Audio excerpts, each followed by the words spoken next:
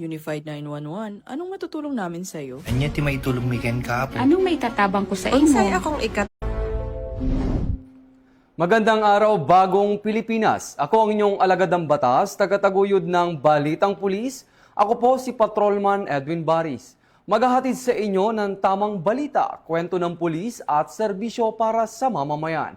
At ito ang PNP News Online. Ang pangunahing balita ng Police News Network, alagadang batas, tagataguyod ng Balitang Pulis.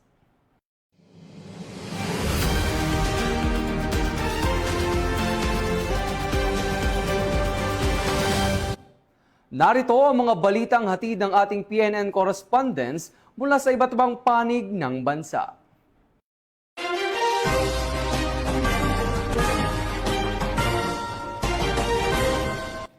Lalaking nagtangkang tumalon sa tulay sa Ganano sa Isabela. Nasagip ng rumespondeng mga pulis. Patroluman Maria Senyora Aguya magbabalita. Ang isang lalaki na kabilang sa top 3 regional most wanted person sa kasong rape, 2 counts sa isinagawang operasyon ng Isabela Police Provincial Office nitong Abril 20, 2026. Kinilala ang suspek na si alias Makoy, 33 anyos, magsasaka at residente ng Barangay Villaluz, Benito Soliven East.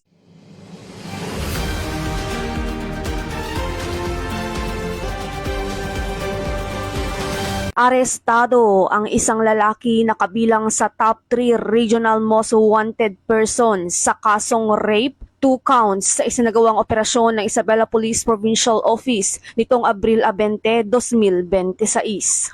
Kinilala ang suspek na si alias Makoy, 33 anyos, magsasaka at residente ng Barangay Villaluz, Benito Soliven, Isabela. Siya ay nadakip sa bisa ng warrant of arrest na inilabas ng korte nang walang inirekomendang piyensa para sa kanyang pansamantalang kalayaan.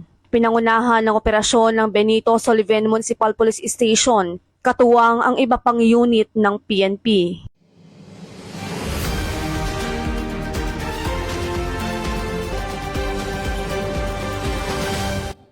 Maraming salamat, Patrolwoman Aguya.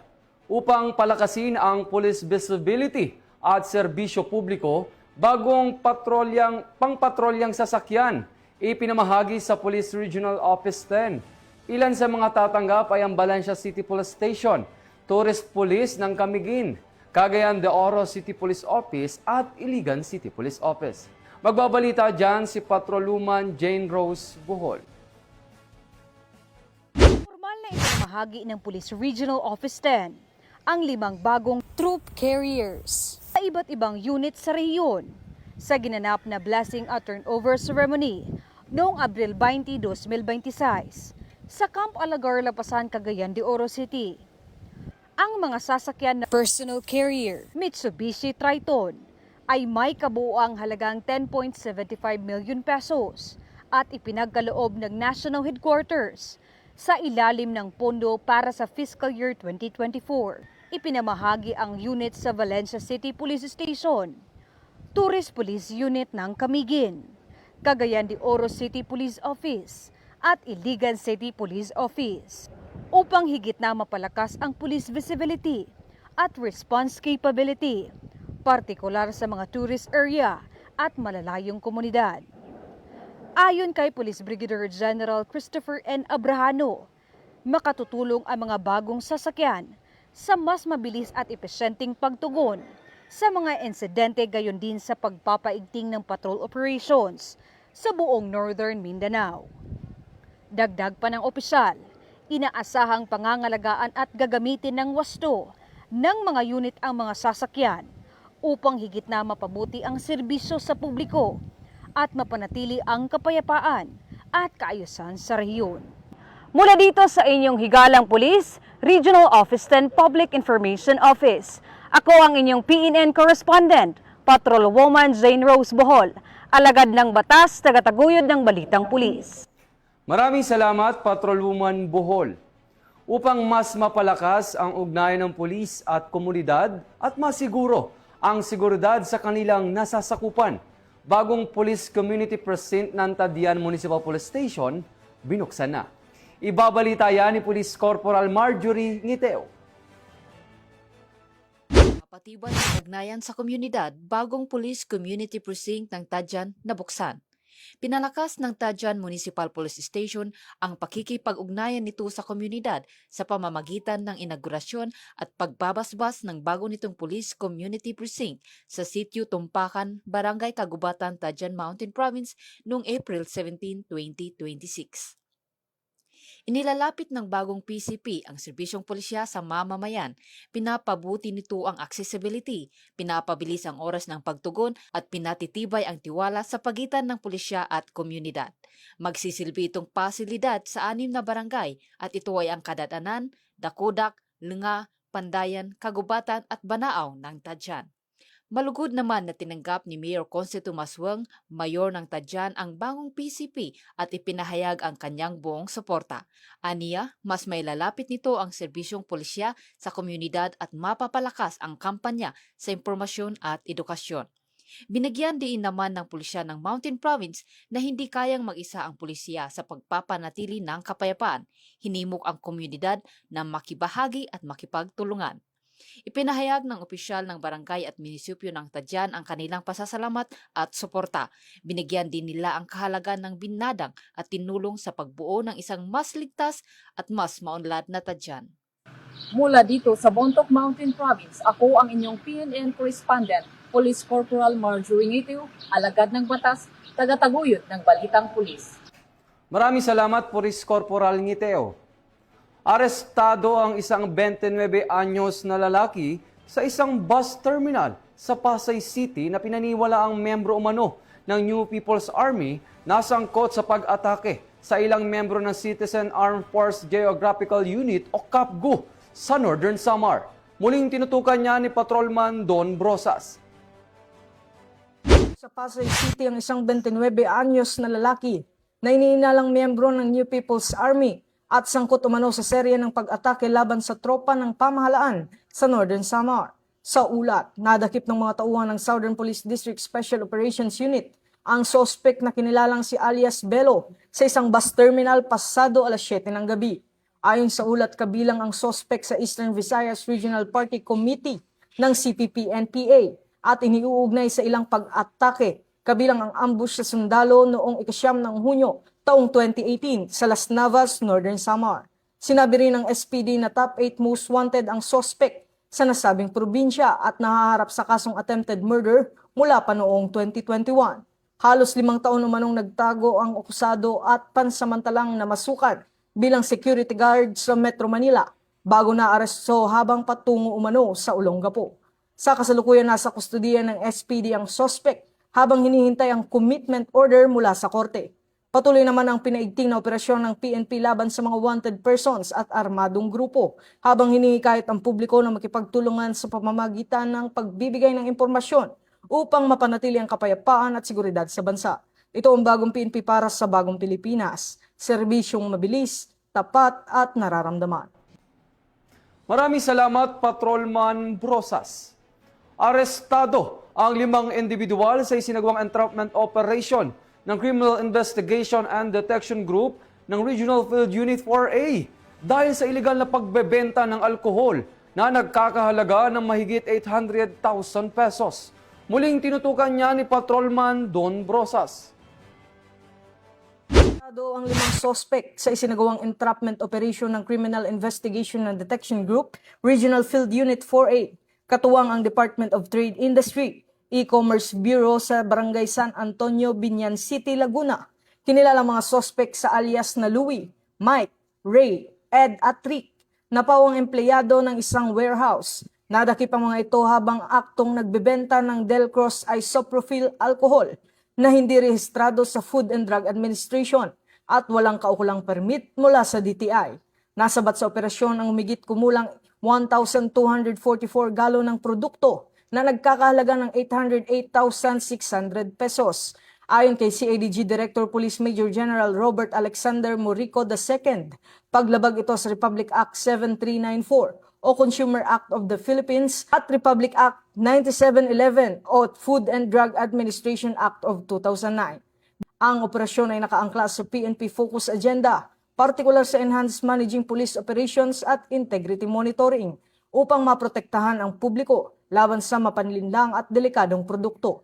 Sa ilalim ng pamumuno ni Chief PNP Police General Jose Melencio Nartates Jr., patuloy na isinusulong ang bagong PNP para sa bagong Pilipinas, serbisyong mabilis, tapat at nararamdaman. Maraming salamat, Patrolman Brosas. Mahigit 27 milyon pesos na halaga ng marijuana ang nadiskubre at sinira ng PNP Cordillera. Patuloy ang PNP sa ganitong uri ng operasyon upang wakasan ang banta ng iligal na droga sa bansa. Yan ang aking balitang tinutukan. Ang operasyon laban sa iligal na droga ang isinagawa ng Philippine National Police sa Cordillera mula ika-13 ng Abril hanggang 19 kung saan umabot sa tinatayang 25.7 milyon pesos na halaga ng marijuana ang sinira. Nagsagawa ang PNP ng 22 eradication operation na nagresulta sa pagbunot ng humigit kumulang 94,980 na tanim na marijuana at pagkumpiska ng 56.6 kilo na pinatoyong marijuana. Karamihan sa mga tanim ay natukoy sa Benguet, Mountain Province at Kalinga. Pinakamaraming operasyon ang isinagawa sa Benguet na nagresulta sa pagkasira ng 14,418 na tanim na marijuana na nagkakahalaga na 9.68 million pesos. Sa Mountain Province naman, umabot sa 60,000 na marijuana plants na nagkakahalaga ng 12 million ang sinira, habang 20,500 na halaman ng marijuana na nagkakahalaga ng 4.1 million pesos ang natanggal. Ito ang bagong PNP para sa bagong Pilipinas. Serbisyong mabilis, tapat at nararamdaman. Lalaking nagtangkang tumalon sa tulay sa Ganano sa Isabela. Nasagip ng rumespondeng mga pulis. Patrolwoman Maria Senyora Agbuya magbabalita. Maagap na rumisponde ang mga tauhan ng Alicia Police Station kaugnay sa isang insidente ng tangkang pagpapakamatay ng isang binata sa Ganano Bridge noong ika-20 ng Abril taong kasalukuyan bandang alas 10 ng gabi sa Barangay San Antonio, Alicia, Isabela. Ayon sa ulat, isang concerned citizen ang tumawag sa PNP hotline upang i-report ang insidente, dahilan upang agad na rumisponde ang mga pulis sa lugar. Sa kanilang pagdating, nadatnan nila ang isang individual na nagbabantang tumalon mula sa tulay.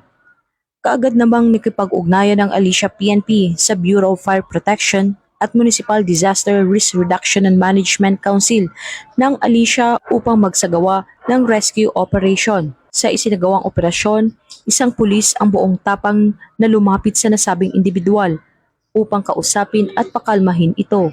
Sa pamamagitan ng mahinahon at makataong pakikipag-usap, matagumpay na napigilan ang tangkang pagpapakamatay at nailigtas ang buhay ng biktima na kinilalang si alias Alvin, 22 anyos, residente ng Barangay Magsaysay, Alicia, Isabela. Kaagad ding isinailalim ang nasabing individual sa kaukulang pag-aalaga at patuloy na minomonitor upang matiyak ang kanyang kaligtasan at kalusugan.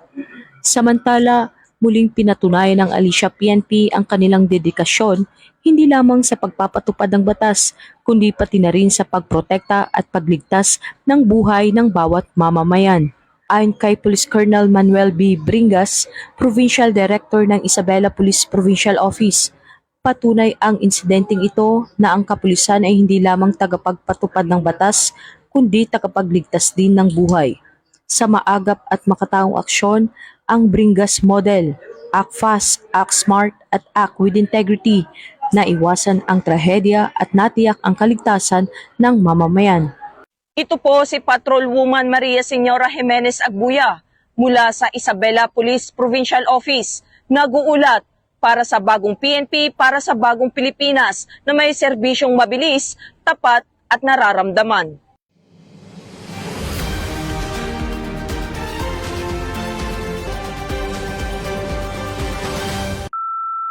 Mga kababayan, nakatanggap ka ba ng tawag o mensahe na nagpapakilalang police officer at nagsasabing may kaso ka, may hiningi pang pera kapalit ng hindi pagtuloy ng pag-aresto sa iyo o pag-implementa ng warrant of arrest? Huwag maniwala, malamang scam yan. Ang kapulisan ay hindi po humihingi ng pera. Ito ay pinagbabawal ng aming pamunuan. Bawal na bawal po ang humingi ng pera na kapalit ng hindi pag-aresto sa iyo. Pag merong mga na situation, ito ay ipaabot agad at isumbong sa aming pinakamalapit na himpilan sa PNP Anti-Cybercrime Group at sa ating mga police stations. Laging tandaan, maging mapanuri at huwag magpaloko.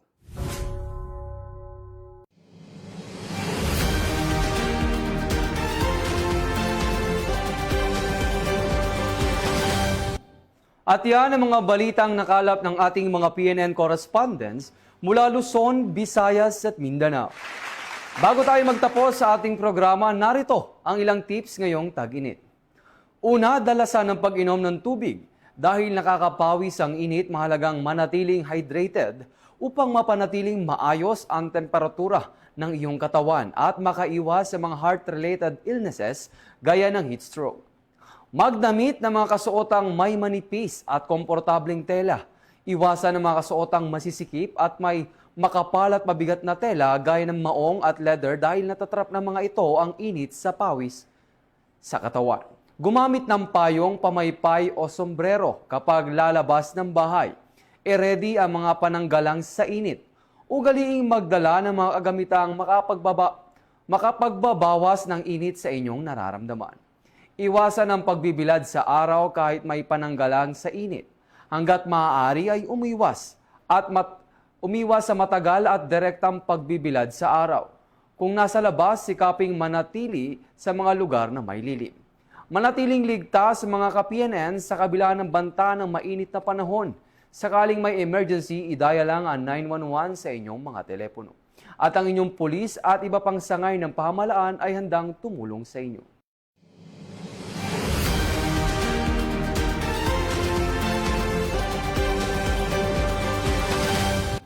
Para sa mas malawak at mabilis na ulat ng mga balita, huwag kalimutang mag-like, follow and share sa aming official social media accounts ng Police News Network. Tutok lang sa aming YouTube channel para sa mga live stream at replays. At i-follow kami sa X account para sa mga real-time updates at Facebook account ng Police News Network. Manatiling mapagmatyag at laging alamin ang totoo. Sa ngalan ng pamunuan ng Philippine National Police, sa pangunguna ni Chief PNP Police General Jose Melencio Nartates Jr. at sa pamumuno ni President Ferdinand Bongbong Marcos Jr. Kami ay maglilingkod sa bawat Pilipino at magbibigay ng tama at balanseng balita.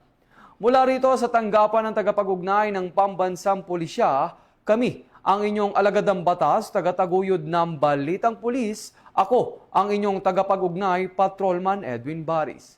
Maghahatid ng tamang balita, kwento ng pulis at serbisyo para sa mamamayan. At ito ang PNP News Online. At ito ang bagong PNP para sa bagong Pilipinas. Serbisyong mabilis, tapat at nararamdaman.